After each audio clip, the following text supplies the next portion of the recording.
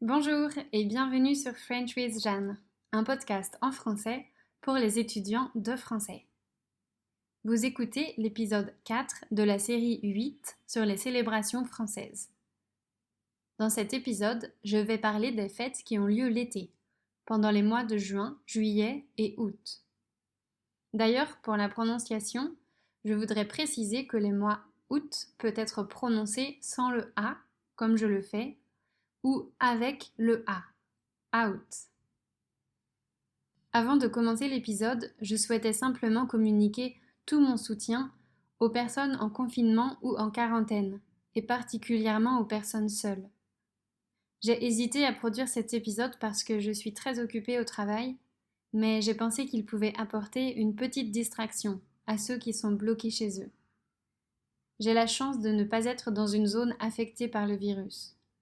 Cela dit, je pense bien fort à tous ceux dont le quotidien a été chamboulé à cause du virus. À présent, parlons de la première fête de l'année, qui pourra avoir lieu cette année, j'espère. Cette fête a lieu le 21 juin, le premier jour du printemps. C'est la fête de la musique. Apparemment, la date du 21 juin n'a pas été choisie par hasard. À l'origine, c'était une manière de rendre hommage à la nature, qui se réveille au printemps. Aujourd'hui, c'est vraiment la musique qui est célébrée. J'ai lu que cette fête avait lieu dans d'autres pays que la France, mais quand j'y réfléchis, il ne me semble pas y avoir assisté dans d'autres pays qu'en France.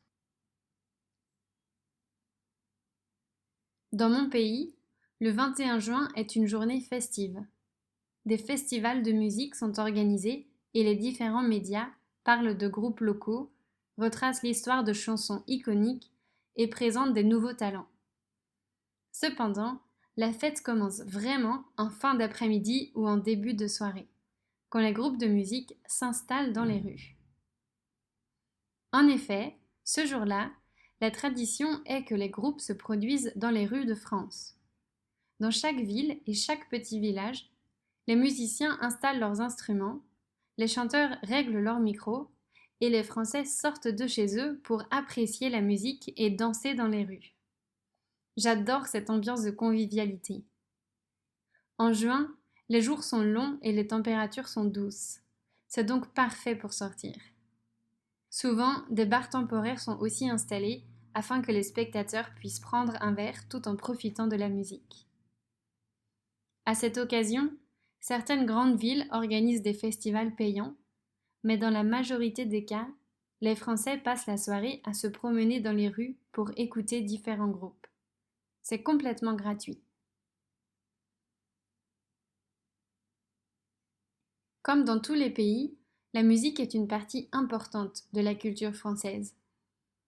Les radios françaises doivent d'ailleurs respecter des quotas concernant la quantité de chansons françaises qu'elles diffusent. Elles doivent diffuser 40% de chansons en français, dont la moitié au moins provenant de nouveaux talents ou de nouvelles productions. Le but de ce quota est de promouvoir les productions françaises et la culture francophone. Et je pense que ça marche. Ça permet d'éviter que les musiques américaines prennent toute la place sur les ondes, permettant ainsi à de jeunes artistes de se faire connaître. La fête de la musique est une autre manière de promouvoir les artistes français. La fête suivante est sans doute la plus connue. C'est la fête nationale, qui a lieu le 14 juillet. C'est évidemment un jour férié qui est respecté par la grande majorité des entreprises. Le 14 juillet est le jour de la fête nationale française depuis 1880. Cette date a été choisie pour deux raisons. Je vous explique. Lorsque les députés cherchaient quel jour choisir pour la fête nationale, plusieurs dates ont été envisagées. Ils se sont finalement mis d'accord sur le 14 juillet, car cette date faisait référence à deux événements importants pour la France.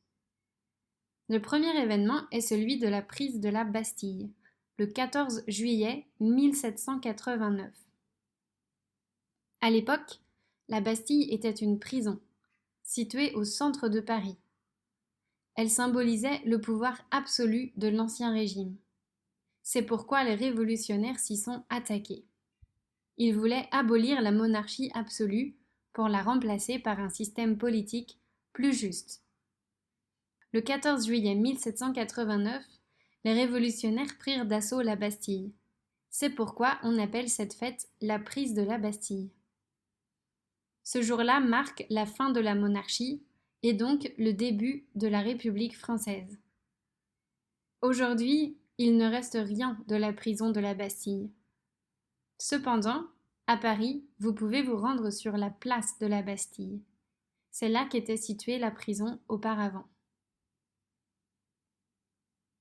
Le jour du 14 juillet 1789 était donc un jour de combat entre le peuple parisien et les troupes royales de l'Ancien Régime. C'est un jour où beaucoup de personnes sont mortes. C'est pour cette raison que certains députés ne voulaient pas choisir cette date comme fête nationale. L'un d'eux rappela alors qu'un autre 14 juillet était important dans l'histoire de la France, celui de l'année 1790, un an après la prise de la Bastille. Le 14 juillet 1790 est marqué par la fête de la Fédération, une fête créée par les députés pour célébrer l'Union nationale, encore très fragile, un an seulement après l'abolition de la monarchie.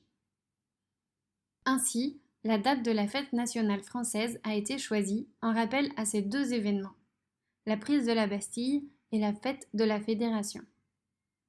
Néanmoins, aucune des deux fêtes n'est officiellement commémorée afin que tous les députés soient satisfaits. Aujourd'hui, le jour du 14 juillet est marqué par un défilé militaire sur les Champs-Élysées de Paris. Les troupes défilent devant le président et les autres membres du gouvernement. Il est retransmis à la télévision en temps réel. Les soirs des 13 et 14 juillet, des feux d'artifice éclatent un peu partout en France. Certaines villes préfèrent organiser le leur le 13 juillet, si la ville voisine en organise un plus grand le 14 juillet. Enfin, le soir de la fête nationale, des bals populaires sont organisés dans tout le pays. Dans certaines communes, les pompiers de la ville en organisent un. Cette soirée est donc rebaptisée le bal des pompiers. Au final, c'est une journée plutôt tranquille et une soirée généralement festive pour les Français. La dernière fête de l'année est celle du 15 août. C'est l'Assomption. L'Assomption est une fête d'origine catholique pendant laquelle les chrétiens célèbrent la montée au ciel de la Vierge Marie, la mère de Jésus. C'est un jour férié en France. Apparemment, ce jour-là, de nombreuses processions ont lieu en France et dans d'autres pays catholiques. Je dis apparemment parce que, personnellement, je n'en ai jamais vu.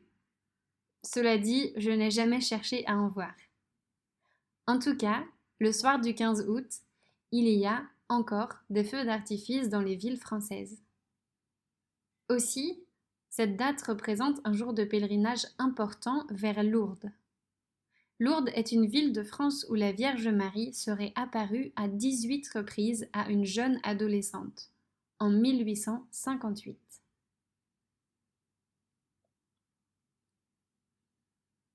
Voilà pour les fêtes qui rythment les étés en France.